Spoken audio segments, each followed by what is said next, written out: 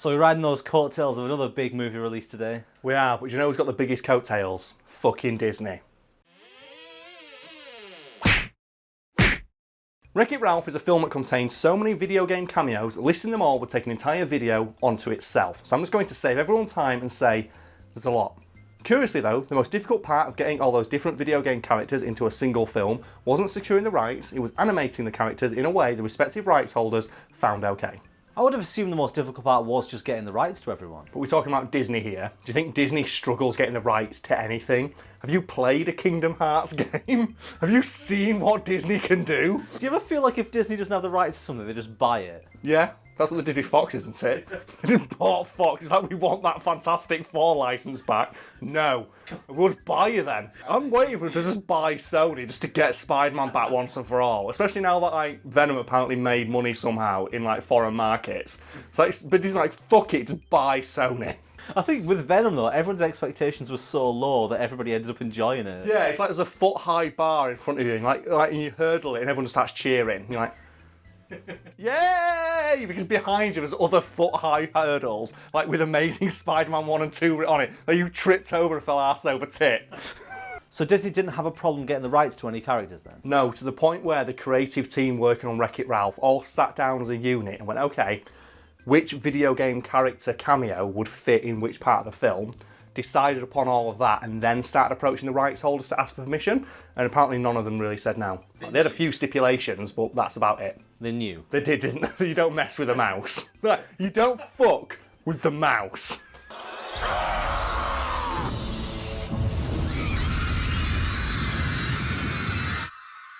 That's it, girls. No more Disney TV for a while. In the case of Nintendo, according to director Rich Moore, the company were very open to the idea of them using their intellectual property in the film, and even went as far to offer to let them use Mario in some capacity. If they were allowed to use Mario, why didn't they use Mario? I think the reasoning given by one of the producers was Mario's too big and famous a character to put in the film as a cameo because he'll draw attention away from Ralph. But Sonic's in that film. I stand by my statement and their reasoning. Mario's bigger than Sonic, get wrecked, fucking Sega fans. When you know what? Like, the next time they release a good Sonic game, and it's not immediately followed by a shit Sonic game, I'll take that back. But as it stands, Mario is more famous. Do you remember all the old adverts, though? Because, like, there's going to be some people watching this who were too young to remember, like, when adverts for video game consoles and video games used to shit-talk each other. Do you remember Sega do what Nintendon't?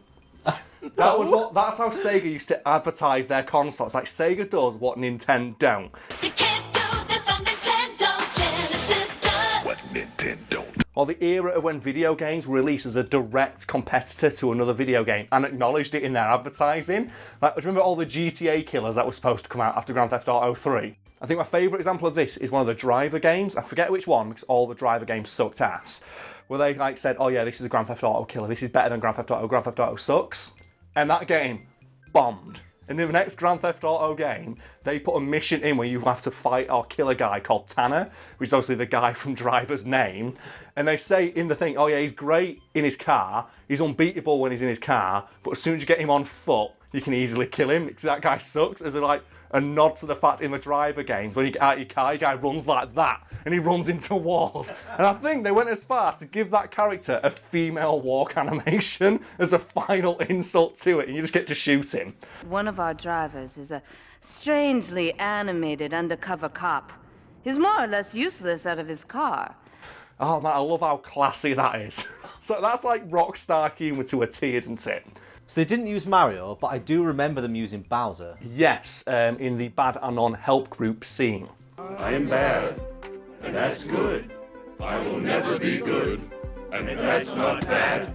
So if you've seen the movie or that clip Brad just put in like 5 seconds ago, you may have noticed that Bowser doesn't actually do anything in that scene, which didn't stop Nintendo complaining about literally every aspect of his characterization when it was animated.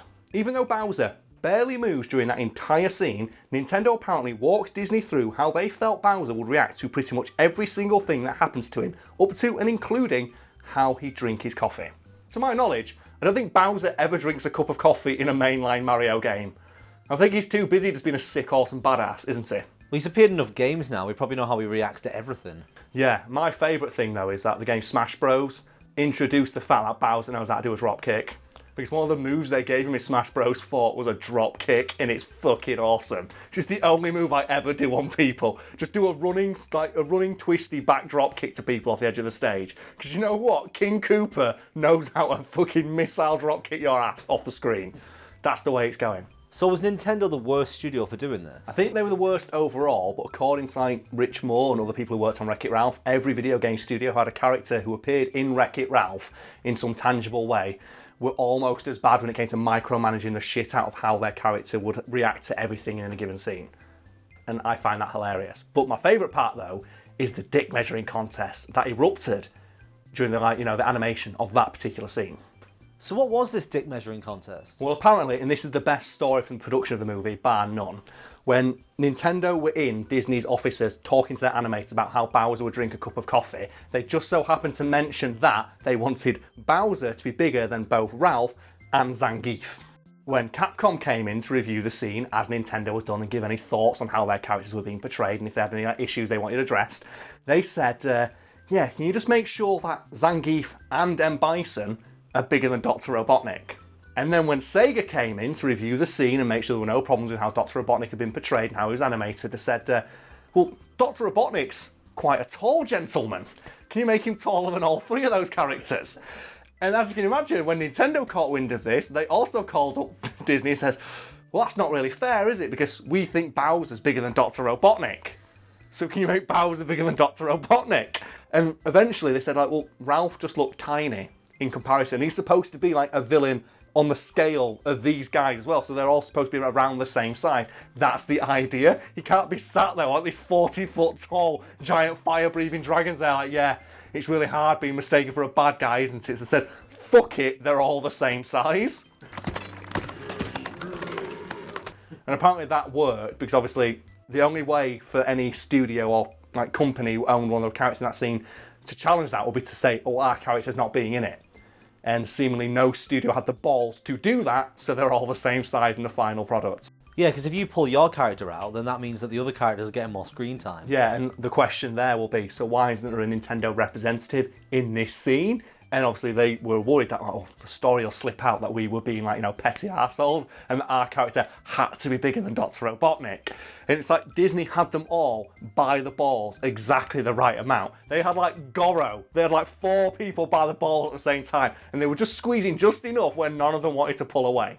I mean, from an outside perspective, Bowser's probably bigger than Robotnik. Don't start this argument, for fuck's sake. Robotnik might be a tall gentleman, but Bowser is like a mutated turtle man. You can fix it all by looking at Smash Bros. That's got them all in anyway, and Bowser's fucking huge in that. Robotnik's not in Smash Bros. No, but No, Sonic, but Sonic is. You can measure them together. You can compare, yeah, including classic Sonic as well. Yeah. And that's an image I'd like to leave you all today with, folks. A bunch of video game executives sat around a table arguing about which one of their characters is biggest, while a Disney executive sat in the corner slowly shaking his head. So let's take a trip down nostalgia lane. Okay. What was your first console? My first console, I think it was an old Atari 2600. Oh. You know it was high tech, it had wood on it. Nothing says high tech like wood.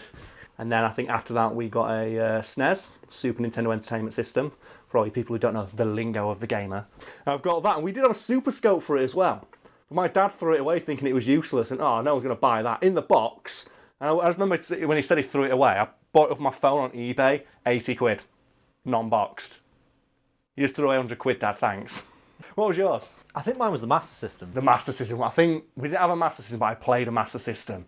Because I remember liking Sonic and thinking, man, this game's great. I love running fast, and then getting punished for running fast because the game can't handle it.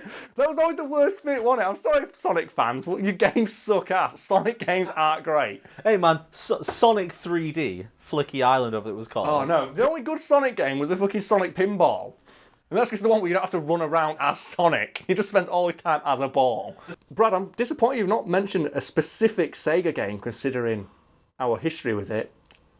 Dr. Robotnik's Mean Bean Machine. The best Sega the best Sega game. Dr. Robotnik's Mean Bean Machine is the shit. If you want to go play a good game, go play some Dr. Robotnik's Mean Bean Machine. Me and Brad have wiled away many an hour playing that. Well, how many did you beat me by once? Was it 50-0? It's something along those lines. Brad beat me 50-0. He made a mistake in his like 51st game. I beat him once, and then I just quit the game and left. We started playing it because you were like, oh, I remember that. And the reason that I got so good at it is because I had... My brother's friend was so good, and the only way I could beat him was to get really good. And I remember you had like a Rocky montage when I'd left the house. Yeah, I To practiced. practice and practice. That's why I got so good at Tekken. Yeah. Because my dad did the old Wazoogie Yugi move on me.